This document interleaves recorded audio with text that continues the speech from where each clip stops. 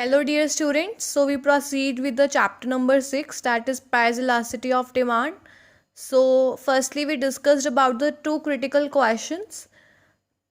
This method of measuring the elasticity of demand raises the two critical questions.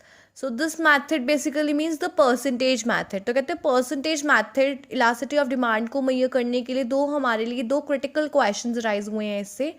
First है why should change in quantity and price be considered percentage change, कि जब हम quantity और price में जो change लेते हैं हम उसे परसेंटेज चेंज क्यों कहते हैं rather than absolute change. And why should minus sign be prefixed in the equation, और कहते हैं जब हम इलास्टिसिटी ऑफ डिमांड का फॉर्मूला लिखते हैं उसमें माइनस साइन क्यों आता है, प्रीफिक्स्ड क्यों होता है. So we proceed with our first question. Why should change in quantity and price be considered as percentage change? If percentage change is not considered or if the absolute change is considered, कहते हैं अगर percentage change considered ना हो और absolute change को हम considered करें तो comparison two goods का difficult हो जाएगा. Illustration है, consider two goods that is chairs and tables. Compare elasticity when price of a chair increases from rupees 10 to 20 and demand decreases from 50 to 25 chairs. कहते हैं अगर हम टू गुड्स लें chair और टेबल और इसकी इलास्टिसिटी ऑफ डिमांड को compare करें, अगर प्राइस चेयर का इंक्रीज़ हुआ है 10 से 20 और उसकी डिमांड क्या हुई है, डिक्रीज़ हुई है 50 से 25. Price of a table decreases, price of table क्या हुआ, डिक्रीज़ हुआ है from rupees 20 to rupees 10 and demand increases from 25 to 50 tables. तो कहते हैं in this case the absolute change is considered. We can only say this that in case of chairs के case में क्या हो रहा है, डिमांड क्या हो रही है, रिड्यूस हो रही है to half when prices increase to double. And in case of tables the demand is doubled, 25 से 50 हो गई when price reduced to half. So this comparison of elasticity makes little sense. कहते हैं इससे हमें इसकी कम मीनिंगफुल है ये, it makes a little sense. Instead if percentage change is considered, अगर हम परसेंटेज चेंज को कंसीडर करें it means 1% change in price leads to 0.5% change in demand for chairs and 2% change in demand for tables. It makes the data more elastic in case of tables than in case of chairs.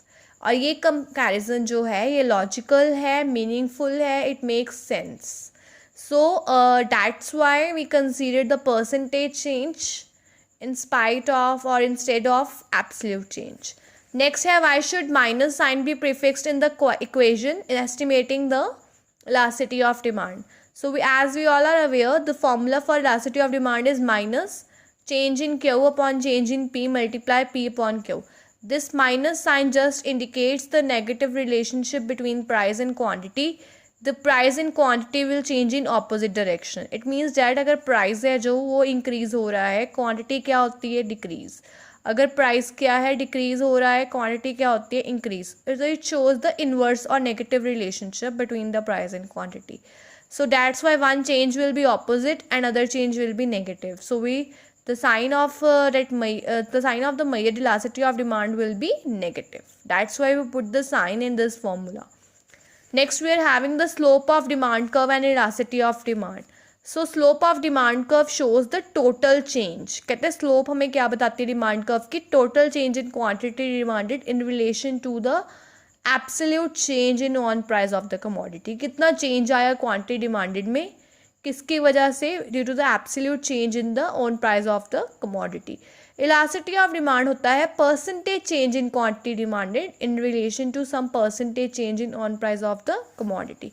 This is the diagram. X axis, on X axis we take the quantity और as per the unit, on Y we take that price 0, 10, 20, 25, 30, 40. We draw that line and over here if the price is reduced, price reduced हो गया 30 to 25, elasticity of demand क्या होगी, increase होगी 20 to 30. So CD क्या है, it shows this C and this D, this CD, it shows the change in price that is -5, 30, 25 minus 30, 25 minus 30 that is -5, fall in price from 30 to 25. And when the price falls, जब price क्या होता है, fall होता है, quantity और demanded क्या होती है, इंक्रीज होती है. So it increases from 20 to 30 that is DE. So change in Q क्या आएगा, DE, that is 10 units. 30 minus 20, that is 10. So there is a rise in quantity. So the formula of elasticity of demand is minus change in Q upon change in P multiply P upon Q. So slope होती है change in P upon change in Q. इसको हम क्या लिख सकते हैं? This is a reciprocal of slope. तो हम लिखेंगे minus 1 upon slope multiply P upon Q. So this is the relationship between the slope of demand and elasticity of demand.